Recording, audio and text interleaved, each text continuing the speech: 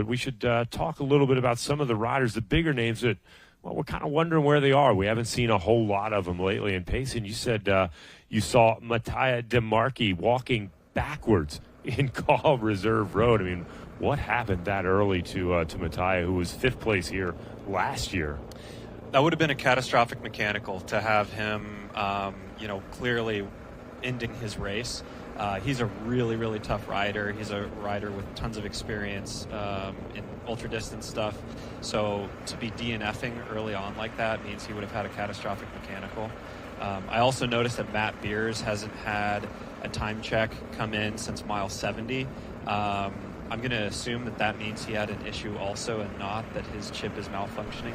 We're getting a little bit of information from our men's field. Still Pellaud and Jones on the front, but that gap now looking like 8 minutes back to that next group, and that's going to be Ian Boswell, Toby Rode, Andrew Lesperance, Joris Nieuwenhuis, and Brendan Johnston are our chasers right now, and they are 8 minutes down. So kind of interesting, right, that both men's and women's races are playing out the same. It's that early attack. Again, we saw it from LDC last year, and even really in the men's race, we had those two riders off the front, including Chad Haga.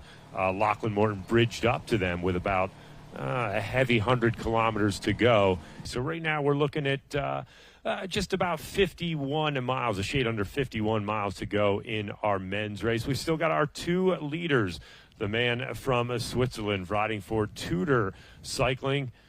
That is Simone Pellaud out here. Simone was familiar to everyone from a lot of camera time at Seattle, and he's joined by the New Zealand rider out there, Cam Jones. Cam sitting currently third overall in our wild card right now, and well, it's looking relatively promising for that young man to make his way into the Grand Prix proper in the next couple of races. Last time gap we had, still floating close to that 9-minute mark or so over the chasers. So we're going to continue to keep an eye on that. Nat, let us know what's going on up there. Well, I can tell you guys have been watching this go down out here. We are now full on in the epic battlefield.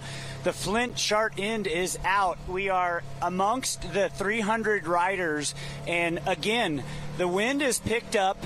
These two have been doing a lot of work. So I think as far as leaders go, the leaders of this duo has been gaining all his experience in races like the Tour of Switzerland.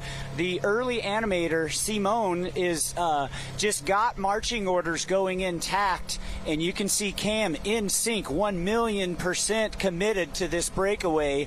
So these two laser focused, and this terrain from here on out, they haven't been taking the feeds that they were recently.